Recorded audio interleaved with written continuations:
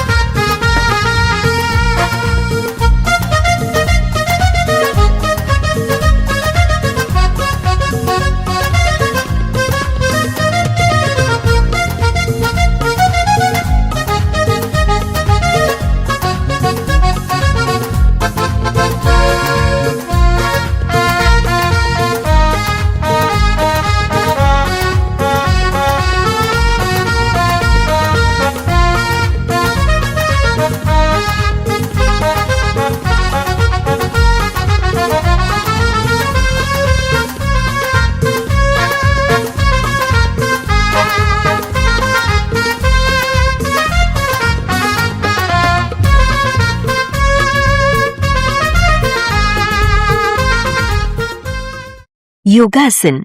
अब सभी बच्चे ताड़ासन करेंगे। जानेंगे इसके फायदे। दोनों पैरों के बीच 4 से 6 इंच का फासला रखकर सीधे खड़े हो जाएं। हाथों को शरीर से सटाकर रखें। अब श्वास अंदर भरते हुए एड़ियां और दोनों हाथ ऊपर उठाएं। पैरों के पंजों पर खड़े रहकर शरीर को पूरी तरह ऊपर की ओर खींचें। सिर सीधा और दृष्टि आकाश की ओर रहे। हथेलियां आमने सामने हो। श्वास अंदर रोके हुए यथाशक्ति इसी स्थिति में खड़े रहें। 1 से 2 मिनट ताड़ासन की स्थिति में रह सकते हैं। समय अवधि धीरे धीरे बढ़ा भी सकते हैं। अब श्वास छोड़ते हुए एड़ियां जमीन पर वापस लाएं और हाथ नीचे लाकर मूल स्थिति में आ जाएं। लाभ। ताड़ासन करने से शरीर का कद लंबा होता है, एकाग्रता बढ़ती है। दमे के रोगियों के लिए यह आसन बहुत लाभकारी है। यह आसन करने से प्राण शक्ति और ओज शक्ति का ऊर्ध्वगमन होता है। ताड़ासन के बाद अब हम करेंगे वृक्षासन। एक पैर ऊपर उठा लें, एक पैर सीधा, एक पैर घुटने के ऊपर रख दिया। इस प्रकार दोनों हाथ ऊपर जोड़ दो, हाथ जोड़ दें। मन में भगवान का नाम देखना, बैलेंस बनाकर, हाँ ठीक से, ऐसा नहीं पास वाले को भी गिरा दे। जितनी देर कर सके करना। इस वृक्षासन को करने से भी एकाग्रता बढ़ती है। एकाग्रता बढ़ती है तो याद शक्ति बढ़ती है। हर क्षेत्र में सफलता मिलती है। जिसके जीवन में एकाग्रता ज्यादा, उतना वो व्यक्ति सफल ज्यादा। अब सभी बच्चे नीचे बैठ जाएंगे, दोनों हाथ ज्ञान मुद्रा में, कमर और गर्दन सीधी। फिर अनामिका उंगली से तिलक के स्थान पर स्पर्श करते हुए मंत्र बोलेंगे। ओम गम गणपतये नमः, ओम श्री सरस्वत्यै नमः, ओम श्री गुरुभ्यो नमः। अब सभी बच्चे करेंगे हरिओम गुंजन।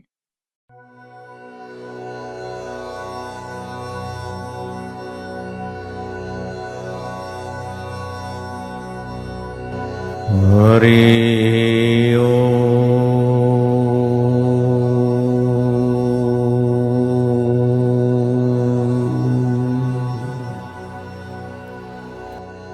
हरि ओम।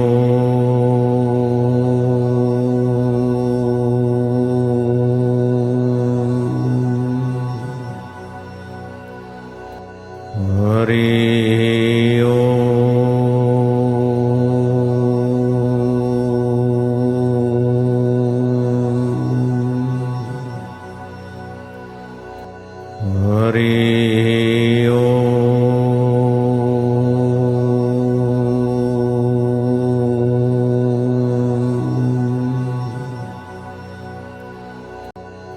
हरि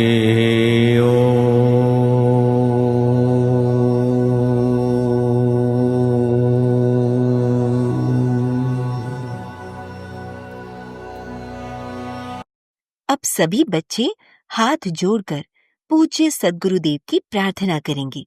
गुरुर्ब्रह्मा गुरुर्विष्णु गुरुर्देवो महेश्वरः गुरुर्साक्षात् परब्रह्म तस्मै श्री गुरवे नमः। ध्यानमूलं गुरुर्मूर्ति पूजामूलं गुरुर्पदं मन्त्रमूलं गुरुर्वाक्यं मोक्षमूलं गुरुर्कृपा। अखण्डमण्डलाकारं व्याप्तं येन चराचरं तत्पदं दर्शितं येन तस्मै श्रीगुरवे नमः। त्वमेव माता च पिता त्वमेव बन्धु च सखा त्वमेव विद्या द्रविणं त्वमेव सर्वं मम देवदेव। ब्रह्मानन्दं परमसुखदं केवलं ज्ञानमूर्ति द्वन्द्वातीतं गगनसदृशं तत्त्वमस्यादिलक्ष्यम् एकं नित्यं विमलमचलं सर्वधी साक्षिभूतं भावातीतं त्रिगुणरहितं सद्गुरुं तं नमामि।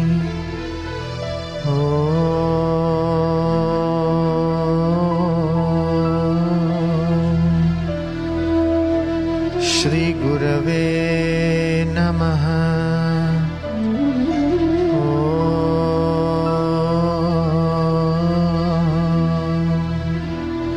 श्री गुरवे नमः।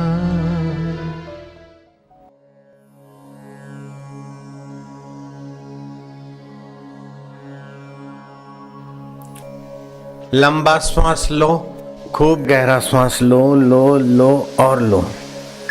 पेट को अंदर, नाभि से नीचे के हिस्से को संकोचित कर लो। मैं ईश्वर का हूँ, ईश्वर मेरे हैं। ईश्वर सुख रूप, ज्ञान रूप, चेतन रूप।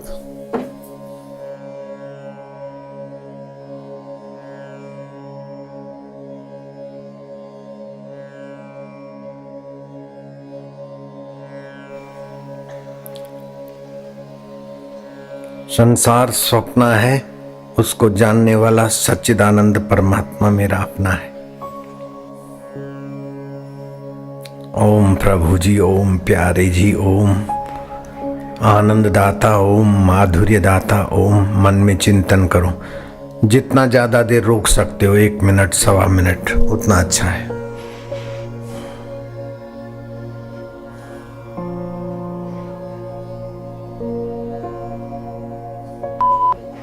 धीरे धीरे छोड़ दो श्वास।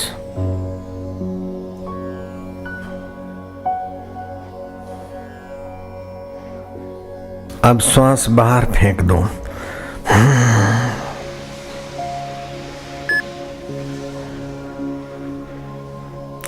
लेना नहीं, बाहर रहे।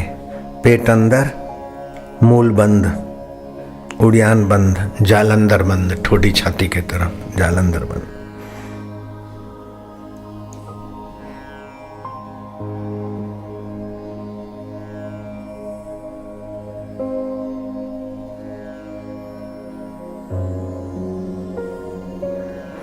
पच्चीस सेकंड हो गए, रोके रखना हिम्मत से। 30 हो गए। पाप और रोगों के कण स्वाहा हो रहे हैं। अब 40 सेकंड हो गए, ले लो श्वास।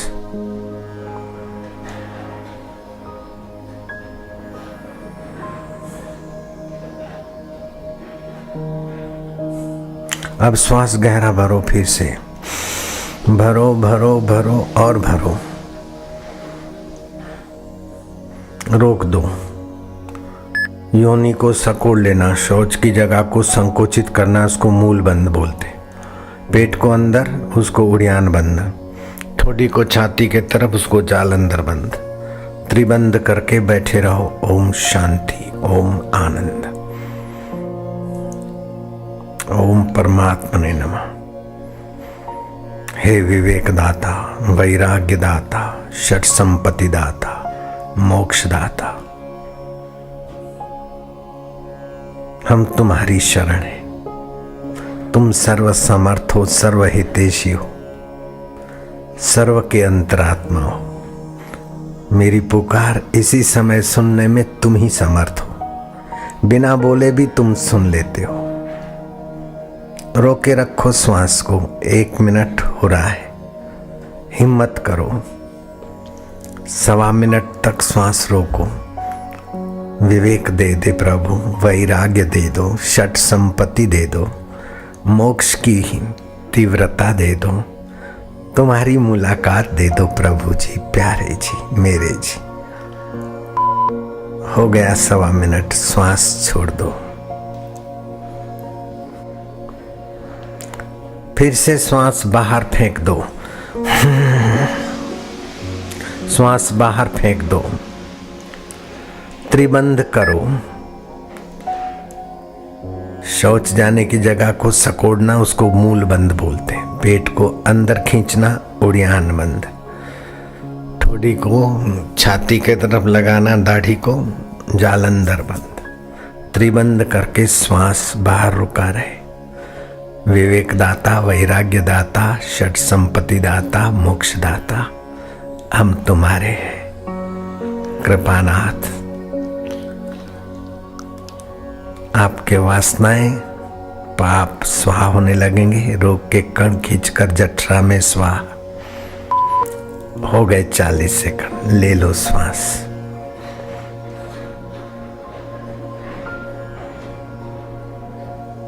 फिर से श्वास भरो, भरो भरो और भरो और भरो और रोक दो। त्रिबंध करो।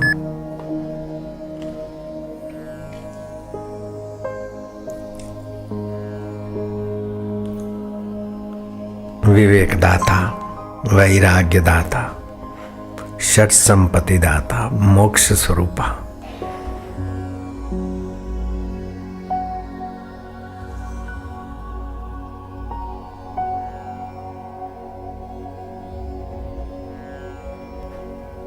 हमारी मोक्ष की इच्छा बढ़ाकर उसे पूर्ण करने में तुम ही समर्थ हो।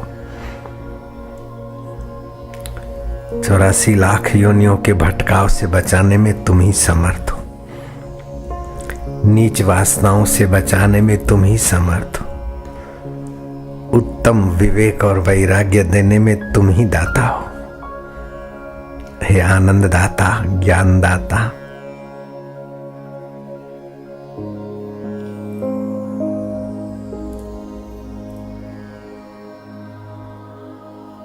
मुक्तिदाता।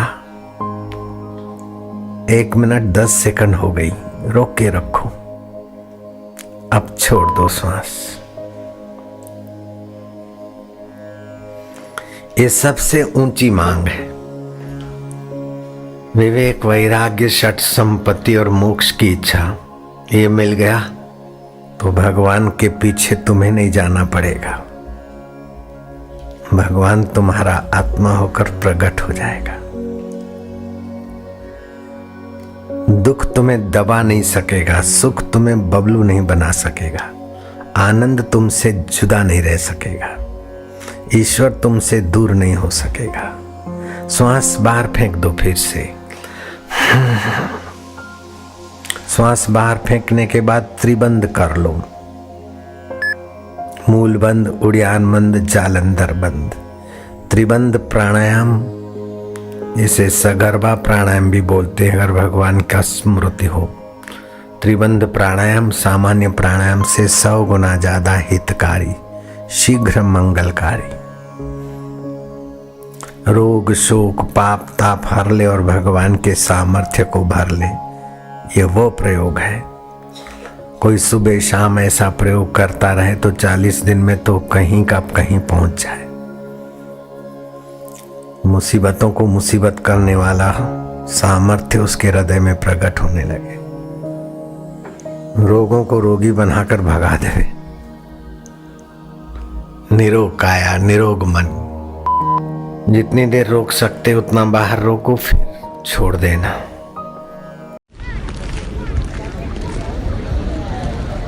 थोड़ा पीछे हट जाइए, थोड़ा रास्ता दीजिए।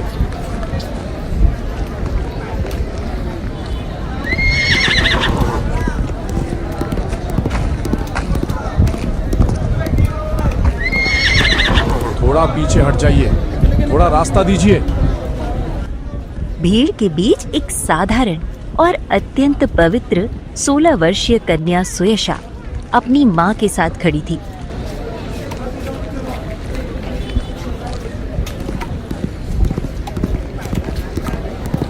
माँ देखो, युवराज आए हैं। वो देखो युवराज। युवराज अपनी घोड़े की लगाम खींचता है।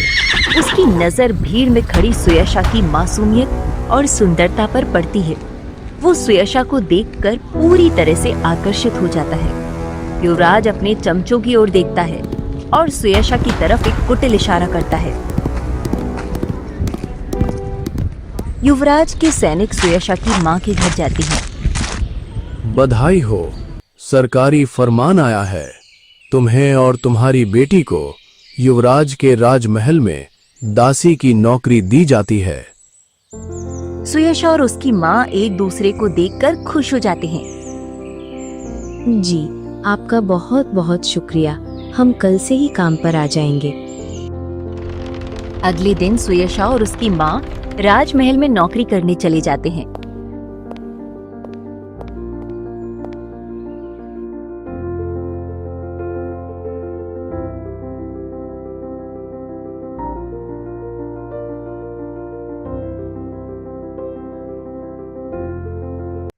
सुयशा महल के कमरे में खड़ी है।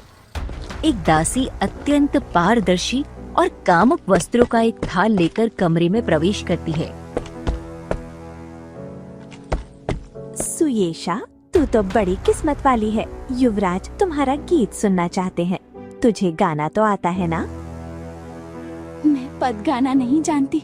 ऐसा बोल तो नहीं सकती। कैसे इनकार करूं? सोच क्या रही है? ये वस्त्र ले और यही पहन कर आ जाना।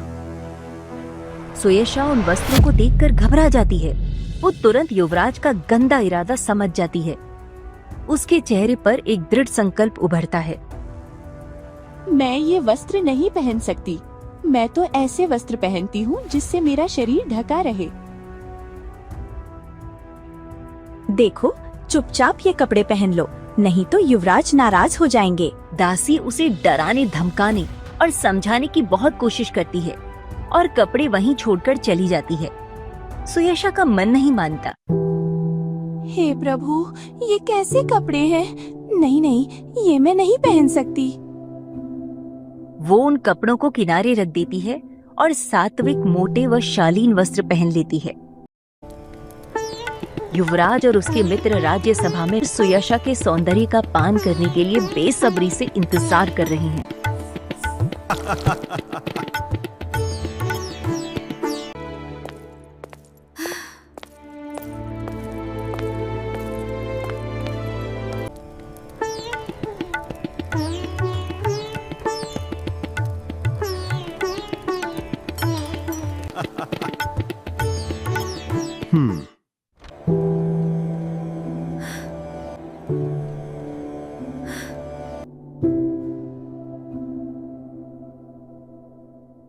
अरे ये क्या? ये तो दूसरे वस्त्र पहन कर आई है।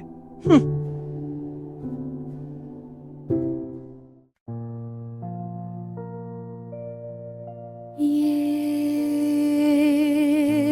जीव दो दिन का मेहमान,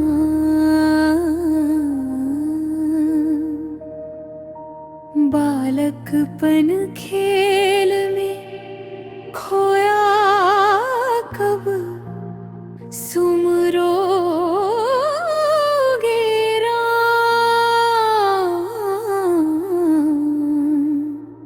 ये जीव दो दिन का मेहमान,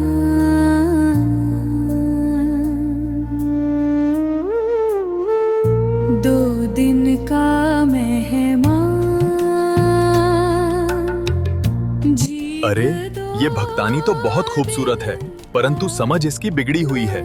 खैर, हम लोगों के साथ रहेगी तो सुधर जाएगी। बालकपन खेल में खोया, यवन में पीड़ का, कब सुमरोगे राम रे साधो, कब सुमरोगे राम। वृद्धत्व में अंग कंपन लागे, वृद्धत्व में अंग कंपन लागे, आखिर मौत निशान,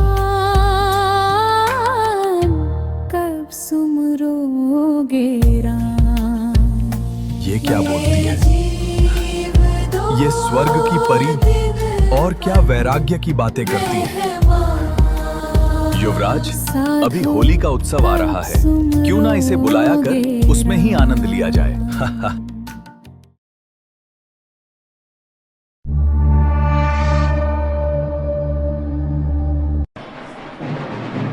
कुछ दिन बीतते हैं।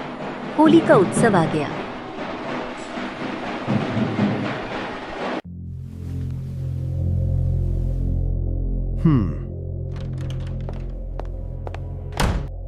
जी युवराज, आपने बुलाया? ये देखो वस्त्र, ये सुयशा के लिए हैं। सुनो ध्यान से, पिछली बार तो वो हमारे दिए गए वस्त्र नहीं पहन के आई थी, परंतु अब ऐसी गलती ना हो। ये सुंदर वस्त्र किसी भी कीमत पर उस परी सुयशा को पहना कर ले आओ। लो, हम और हमारे मित्र भी उसके साथ होली खेलेंगे। आई बात समझ में? जी युवराज।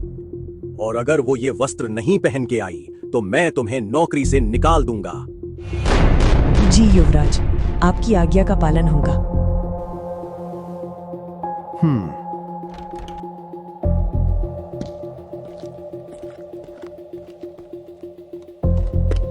ये ले, तेरे लिए युवराज ने इस बार और अमूल्य वस्त्र भेजा है। कल होली है और युवराज चाहते हैं कि तू इसी वस्त्र को पहनकर होली के उत्सव में आ। नहीं, मैं ऐसे वस्त्र नहीं पहनूंगी। सुन ले, इस बार यदि तू ये वस्त्र नहीं पहनी तो तुझे और तेरी माँ को नौकरी से निकाल दिया जाएगा और दंड दिया जाएगा। मैं तो दंड सह लूंगी, परंतु मेरी माँ के साथ भी ये अन्याय करेंगे। मैं ये वस्त्र पहन लूंगी। अगले दिन होली का उत्सव होता है।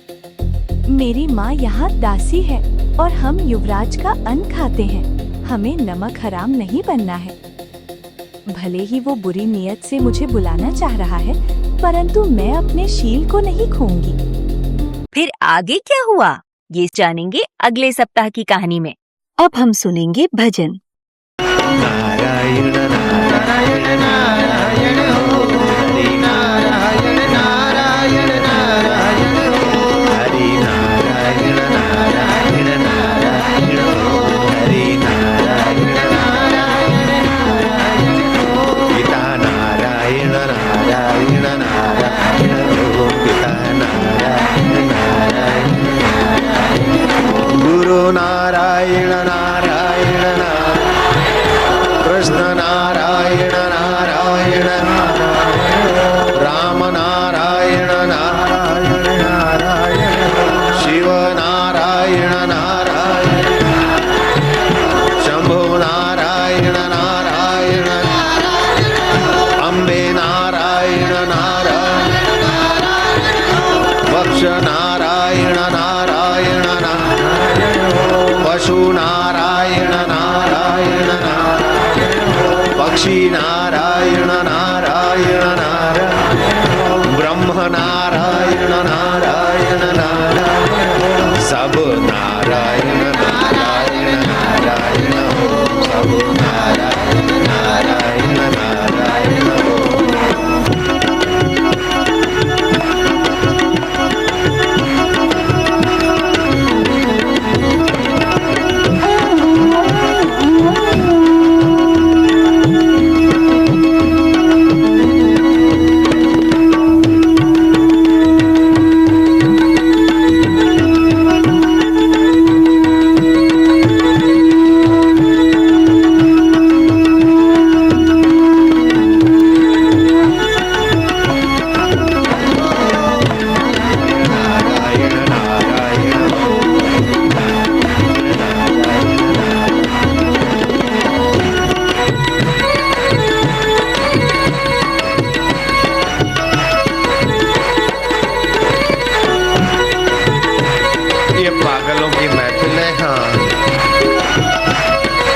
चतुराई को चूल्हे में डाल दो, अहंकार को।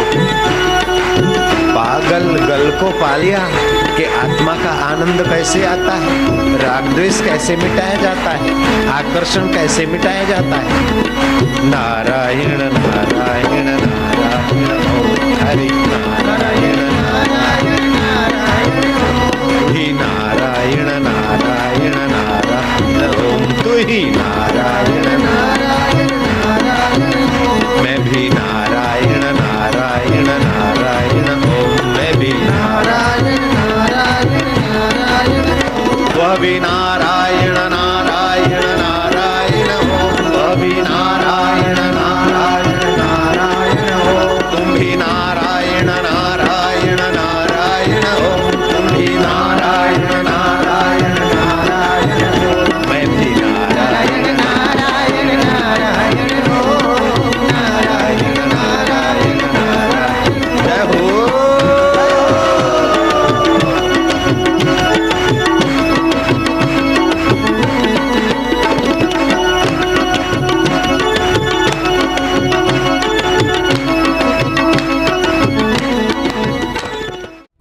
अब बारी है ज्ञान विज्ञान प्रतियोगिता की।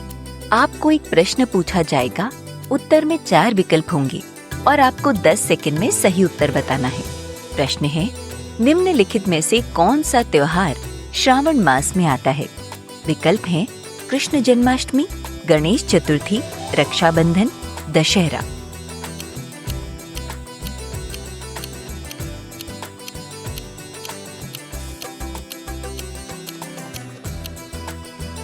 प्रश्न का सही उत्तर आपको सत्र के अंत में बताया जाएगा। संस्कृति सुवास, लकड़ी की राख से बर्तन साफ करना। बच्चों, लकड़ी की राख से बर्तन साफ करना केवल गरीबी या मजबूरी नहीं, बल्कि समझदारी थी। आइए हम इसका वैज्ञानिक आधार जानते हैं। लकड़ी की राख में potassium carbonate, calcium carbonate, sodium carbonate जैसे कार्बन कंपाउंड होते हैं।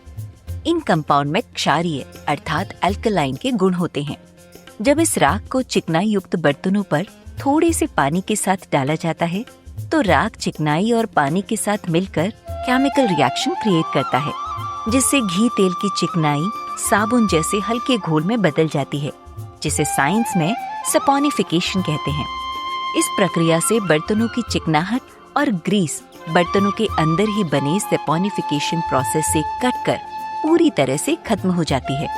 यदि बर्तनों में बहुत अधिक चिकनाहट होती है तो समझदार माइयां उसमें थोड़ा सा नींबू का रस भी मिला देती हैं, जिससे सपोनिफिकेशन और अधिक स्ट्रॉन्ग बन जाता है।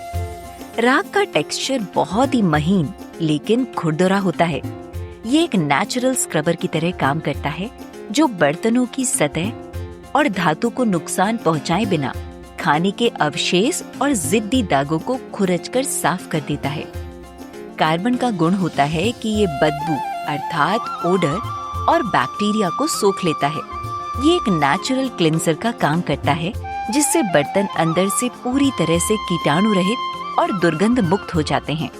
राख उच्च तापमान पर जलकर बनती है, इसलिए ये पूरी तरह से रोगाणुहीन अर्थात स्टेराइल होता है। राख की हाई पीएच वैल्यू सूक्ष्म जीवों और बैक्टीरिया को पनपने नहीं देती। यहाँ तक कि आज आरओ और एयर प्यूरिफायर में भी कार्बन फिल्टर लगाए जाते हैं, जिससे हवा और पानी साफ हो जाए। तो पहले लोग उसी कार्बन का उपयोग करके बर्तन साफ करते थे, तो क्या ये वैज्ञानिक आधार नहीं है?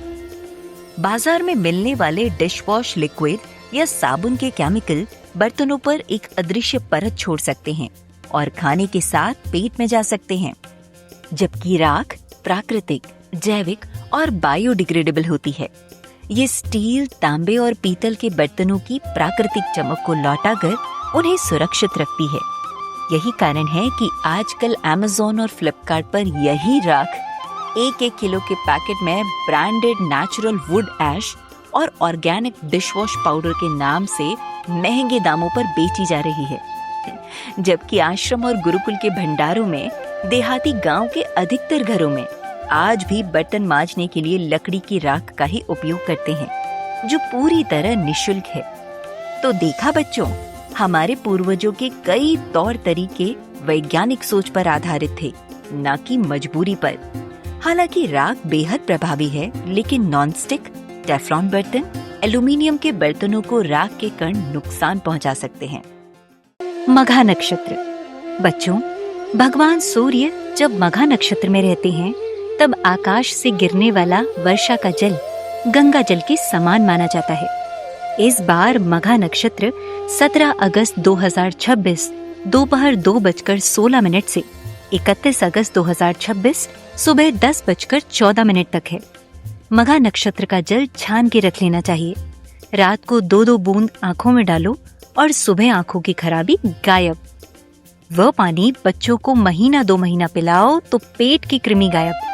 जैसे गंगा जल में दूसरा गड़बड़ जल मिलता है तो गंगा जल उसको ठीक कर देता है, वैसे ही मघा नक्षत्र के पानी में ये प्रभाव है। मघा नक्षत्र के बारे में कहा जाता है कि मघा के बरसे माता के परसे, अर्थात जैसे बालक का पेट माता से ही भरता है, वैसे ही मघा नक्षत्र की वर्षा ही धरती माता की प्यास बुझाती है। मघा नक्षत्र के दिनों में जितना हो सके बारिश का पानी टैंक में इकट्ठा कर लें।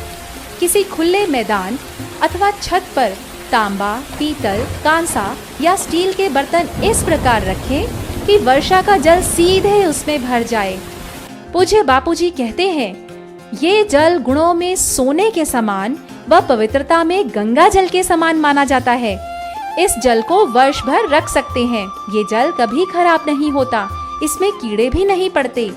इस जल से भगवान का अभिषेक किया जा सकता है और इस जल से आंखें धोने से नेत्र ज्योति बढ़ती है।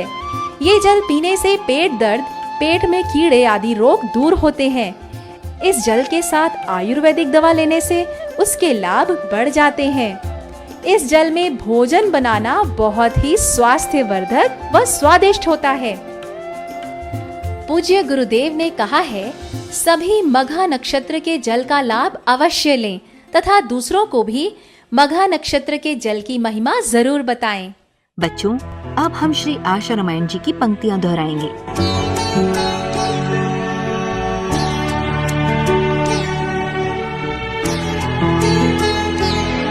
गुरु निंदक के संग से होता सत्यानाश, गुरु निंदा जो करे सुने पड़े वो यम की फांस।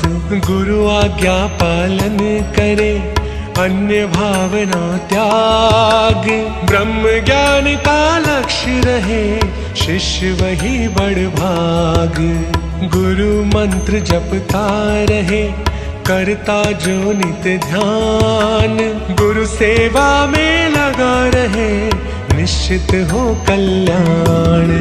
घटना है गोदरा की न्यारी दुनिया में चर्चित हुई भारी, आशाराम जी का हेलीकॉप्टर गिरा गोदरा की धरती पर। पुरजे चकनाचूर हो गए और गगन में दूर उड़ गए, हजारों की भीड़ थी आई फिर भी किसी को खरोंच न आई। श्वेत ईंधन की फूटी टंकी लगी आग बुझ गई स्वयं ही, हादसा जब भी ऐसा हुआ है ना कोई जीवित स्वस्थ बचा है। बापू तुरंत पंडाल पधारे किया नृत्य हर्षित हुए सारे, चमत्कार था जब अनोखा दुनिया ने घर बैठे देखा।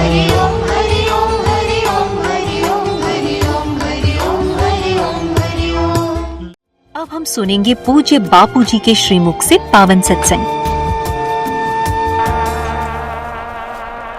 बैठो लाला लालिया,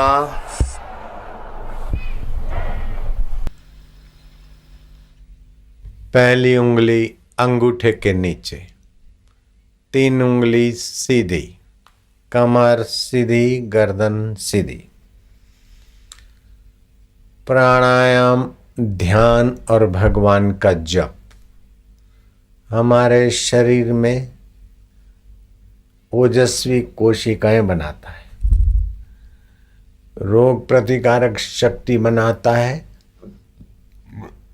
दिव्य विचारों का निर्माण करता है, दृढ़ संकल्प शक्ति और कार्य क्षमता, सार असार को समझने की मति गति पैदा कर देता है। भगवान नाम सहित का ध्यान, प्राणायाम, भगवान नाम और भगवत ध्यान। कितना भी छोटे से छोटा, मूर्ख से मूर्ख व्यक्ति हो, नादान से नादान व्यक्ति हो, उसके जीवन में अगर ये 3 चीजें आ जाए,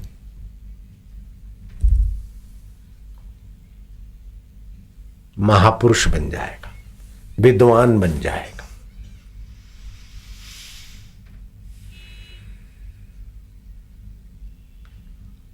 ऐसा कोई विद्वान बना है? अरे बहुत बने।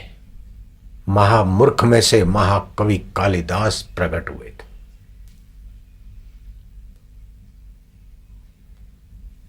बहुत भोले भाले थे, लोग उनको महामूर्ख बोल देते।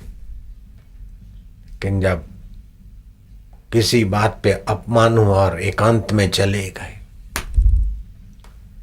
और एकांत में चले गए और गुरु ने ये ध्यान की रीत सिखा दी, जब पर ध्यान किए और इतने बड़े विद्वान बने कि रघुवंश काव्य उनकी रचना है, उस महापुरुष की। जर्मनी का कवि मिस्टर गेटे है, शाकुंतल्य नाटक पढ़कर दंग रह गया कि ओ वंडरफुल, बहुत बढ़िया। वो प्रतियों को सिर पर रखकर मिस्टर गेटे नाचा है। शाकुंतल्य नाटक के रचयिता महाकवि कालिदास जी। वो छोटे थे तो उनको लोग मूर्ख मानते थे, बुद्धू मानते थे, लेकिन अपमान हुआ और चले गए जंगल में रूठ के, और मिल गए संत गुरु मिल गए जो इस बात को जानते हैं कि विद्यार्थी की सुषुप्त जीवन शक्तियां कैसे कैसे जागृत होती। पंडित जवाहरलाल नेहरू का नाम तुमने जाना है, सुना है ना? हाँ। इंदिरा जी का नाम सुना है? वो अंग्रेजों को भगाने के लिए अंग्रेजों ने भारत को शोषित कर रखा था, तो गांधी जी के देवी कार्य में जुड़ गए थे पंडित नेहरू, तो जेल जाना पड़ा। तो रविंद्रनाथ टैगोर ने पंडित नेहरू को, जवाहरलाल नेहरू को पत्र लिखा कि तुम भारत के भविष्य प्रधानमंत्री हो, दिल बड़ा रखना, सब ठीक हो जाएगा। गुरु ने आशीर्वाद दिया। तो नेहरू जी के आंखों में पानी आ गया, हृदय भर गया, और पंडित नेहरू ने खत लिखा रविंद्रनाथ टैगोर जी को कि गुरुदेव, आपने कहा कि तुम भविष्य के प्रधानमंत्री हो भारत के, हो गए कि नहीं हुए? रविंद्रनाथ टैगोर के संकल्प के अनुसार हो गए न प्रधानमंत्री। तुम भारत के भविष्य हो, लेकिन गुरुदेव मेरा भविष्य तो आपके चरणों में है, आपकी कृपा होगी तब होगा। मेरी बेटी इंदिरा गांधी को अपने आश्रम में शांति निकेतन में बुला लो और उन पर कृपा करोगे तभी मेरा भविष्य यशस्वी रहेगा। यशस्वी शब्द उसमें नहीं, मैंने मिला दिया जरा। इंदिरा को संदेशा भेजा, रविंद्रनाथ टैगोर के आश्रम में जाओ। और टैगोर जी जानते थे कि बच्चों के कौन से केंद्र में क्या क्या शक्तियां छुपी है। मैं इस बात को जानता हूं, इन बच्चों के कौन से केंद्र में क्या क्या छुपा है मैं जानता हूं। बच्चों के कौन से केंद्र में क्या क्या खजाने छुपे मैं जानता हूं। इसलिए विद्यार्थी शिविर में बच्चों को बुलाते ताकि उसमें से कुछ ऐसे मिल जाएं कि थोड़ा बहुत तो सभी को मिल जाता है, लेकिन ऐसे बच्चे बच्चियां मिल जाए कि मेरे गुरु का खजाना खूब खूब मैं उनको दूं और भारत का भविष्य जगत गुरु के ऊंचे सिंहासन पर रख दूं।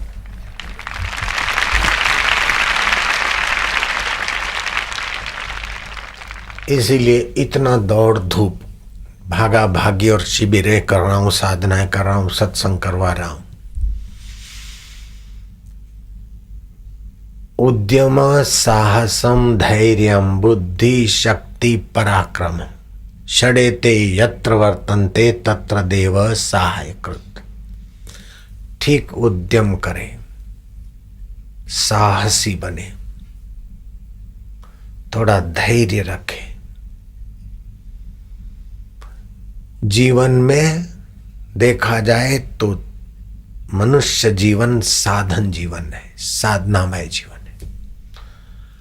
हर रोज अपने आप साधन जीवन आता है, बस उस जीवन को साधन बनाए तो मनुष्य का विकास बहुत अच्छी तरह से हो सकता है। सुख आए तो उसको भोगे नहीं, सुख बहुत लोगों में बांटे तो साधना हो गई। दुख आए तो उसे दबे नहीं, दुख के निमित्त को खोजकर कैसे दुख आया उसको जान ले। एक तो बाहर के निमित्त से दुख आता है, आंधी तूफान, गर्मी, सर्दी, भूख, प्यास, अपमान आदि से, तो बाहर का निमित्त होता है। दूसरा, अंदर में दुखाकार वृत्ति पैदा होती है। बाहर का निमित्त पहला, फिर अंदर होता है दुखाकार वृत्ति, और तीसरा बेवकूफी होती है, मैं दुखी हूं, तभी आदमी दुखी होता है। अगर दुख का निमित्त बाहर आ जाए और धैर्य रखे, आंधी आई तो क्या है, थोड़ी भूख लगी तो क्या है, ये सब गुजर जाएगा, सब समय और परिस्थितियां नाश को प्राप्त हो रही है। दुखाकार वृत्ति पैदा हो तो ज्ञानाकार वृत्ति से दुखाकार वृत्ति को काट दे। और मैं दुखी हूं ऐसी बेवकूफी न करे तो दुख भी साधना बन जाएगा। ऐसे ही सुख आता है, समष्टि प्रारब्ध से सुख आता है, अपने प्रारब्ध से सुख आता है, निमित्तों से सुख आता है, वाहवाही से सुख आता है। अब उस सुख को भोक्ता बन जाए तो भोगी बन गया। मैं सुखी हूं तो भोगी बन जाएगा, असाधन हो जाएगा। समष्टि प्रारब्ध से, अपनी प्रारब्ध से, बाहर के निमित्त से सुखद परिस्थितियां आए, लेकिन देखे कि कब तक टिकेगी। ये बीतने वाली है। दुख नहीं आया था तब भी हम थे और सुख नहीं आया था तब भी हम थे। हम हैं अपने आप परिस्थितियों के बाप। हम भगवान के और भगवान हमारे हैं। तो सुख भी साधना हो जाएगा, दुख भी साधना हो जाएगा, मान भी साधना हो जाएगा, अपमान भी साधना हो जाएगा, प्रतिकूलता भी साधना हो जाएगी, अनुकूलता भी साधना हो जाएगा, विरोध भी साधना हो जाएगा और यश भी साधना हो जाएगा। हम गलती क्या करते हैं कि दुख का निमित्त बाहर से आता है। माँ ने कुछ बोल दिया, बाप ने कुछ बोल दिया, चिढ़ गए, झुझक गए, सोचे कि माँ बाप आचार्य गुरु कुछ बोलते तो हमारी भलाई के लिए बोलते कि बुराई के लिए बोलते। जयराम जी की अंदर में दुखाकार वृत्ति पैदा हो तो मन को समझाए कि इसमें दुखी होने की क्या जरूरत है। माँ कोई दुश्मन है क्या? माँ कोई शेरनी है क्या? खा जाएगी। बाप कोई शेर है क्या? खा जाएंगे। आचार्य शिक्षक कोई हमारे दुश्मन है क्या? अरे महाराज, हमारे स्कूल में या हमारे पड़ोस में तो हमको बड़ी बड़ी आंखें दिखाते और डराते। अब वो डराते, आप क्यों डराते? आप गलती करेंगे तो डरेंगे और गलती नहीं है तो काहे को डरना। उस समय क्या करो, जीभ को ऊपर लगा दे और मन में ओम ओम जपो। कोई भी कितना भी धमकाए, गुंडा दादागिरी करे, तभी भी कुछ नहीं हो सकता है। ऐसा जीवन में साधन होता है। तैयार हो जाइए प्रश्नोत्तरी के लिए। आज की कहानी में जिस बहादुर लड़की का जिक्र हुआ उसका नाम क्या है? युवराज ने महल में कौन सा रंग बिरंगा त्योहार मनाने की तैयारी की थी? सुयशा रोज सुबह प्रार्थना करने और नहाने के लिए किस नदी के किनारे जाती थी? युवराज ने सुयशा का पीछा करने के लिए जिस आदमी को भेजा था उसका क्या नाम था? राख में ऐसे कौन से गुण होते हैं जिससे बर्तन की चिकनाई खत्म हो जाती है? राख को नेचुरल स्क्रबर क्यों कहा जाता है? राख किस प्रकार नेचुरल क्लेंजर की तरह काम करती है? घर में क्या चीज शुभ होती है और क्या अशुभ? सभी बच्चे एक एक बताएंगे। आज के सत्संग से आपको क्या सीख मिलती है? ज्ञान विज्ञान प्रतियोगिता प्रश्न का सही उत्तर है रक्षाबंधन श्रावण मास की पूर्णिमा को आता है। सभी बच्चे अपने अपने स्थान पर आरती करेंगे। शुभं करोति कल्याणं आरोग्यं सुख संपदा शत्रुबुद्धि विनाशाय दीपज्योति नमोस्तुते। दीपज्योति परब्रह्म दीपज्योति जनार्दन दीपो हरतु मे पापं संध्या दीपो नमोस्तुते।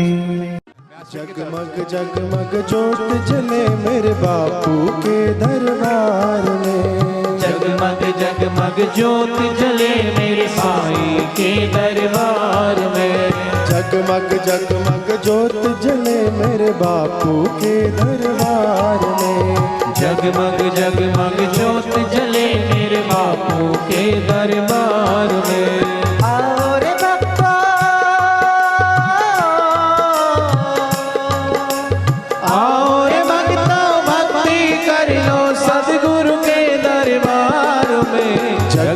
जगमग ज्योत जले मेरे बापू के दरबार में। जगमग जगमग ज्योति जले मेरे सदगुरु के दरबार में। निश दिन तेरा नाम पुकारे, निश दिन तेरी ज्योत जलाए। निश दिन तेरा नाम पुकारे, निश दिन तेरी ज्योत जलाए। और भक्ता और भक्ता भक्ति कर लो सदगुरु के दरबार में। जगमग जगमग ज्योत जले मेरे बापू के दरबार में। ऐसी अंतर ज्योत जगाओ, हम दीनों को पार लगाओ। ऐसी अंतर ज्योत जगाओ, हम दीनों को पार लगाओ। और भक्तों और भक्ति कर लो सदगुरु के दरबार में। जगमग जगमग ज्योत जले मेरे साईं के दरबार में। निराकार है ज्योत तुम्हारी, तीन लोक फैली उजियारी। निराकार है ज्योत तुम्हारी, तीन लोक फैली उजियारी।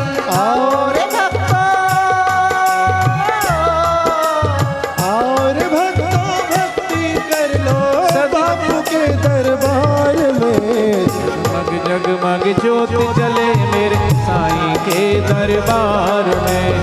जगमग जगमग ज्योत जले मेरे साईं के दरबार में। जिसने बाप का नाम पुकारा, दूर हुआ उसका अंधियारा। जिसने बाप का नाम पुकारा, दूर हुआ उसका अंधियारा। और भक्तों भक्ति कर लो बापू के दरबार में। ज्योत जले मेरे बापू के दरबार में। नील गगन के चांद सितारे, ऐसे लगे बापू नयन तुम्हारे। नील गगन के चांद सितारे, ऐसे लगे बापू नयन तुम्हारे। और भक्तों आरती कर लो बापू के दरबार में। जगमग जगमग ज्योत जले मेरे बापू के दरबार में। जगमग ज्योत जले मेरे बापू के दरबार में। प्रेम सहित जो आरती गावे, दुख दरिद्र निकट नहीं आवे। प्रेम सहित जो आरती गावे, दुख दरिद्र निकट नहीं आवे। और भक्तों भक्ति कर लो बापू के दरबार में। जगमग जगमग ज्योत जले मेरे बापू के दरबार में। जगमग ज्योत जले मेरे बापू के दरबार। हो मेरे जोगी के दरबार में। जय जय आसाराम जी, जय जय आसाराम जी। जय जय आसाराम जी, जय जय आसाराम जी। करूँ मैं तेरी आरती, जय जय आसाराम जी। स्वामी मोहे ना विसारियो, चाहे लाख लोग मिल जाए। हम सम तुमको बहुत है, तुम सम हमको ना। दीन दयाल को बेनती, सुनह गरीब नवाज। जो हम पूत का पूत है, तो है पिता तेरी लाज। हरि हरि ओम।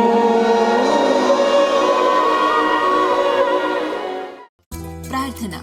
ओम असतो मा सद्गमय, तमसो मा ज्योतिर्गमय, मृत्योर्मा अमृतं गमय। ओम शांति शांति शांति। नारायण नारायण नारायण नारायण। इसी के साथ हमारा आज का बाल संस्कार केंद्र संपन्न होता है। अगले सप्ताह फिर मिलेंगे बच्चों एक नए ज्ञानवर्धक विषय के साथ। तब तक के लिए हरिओम।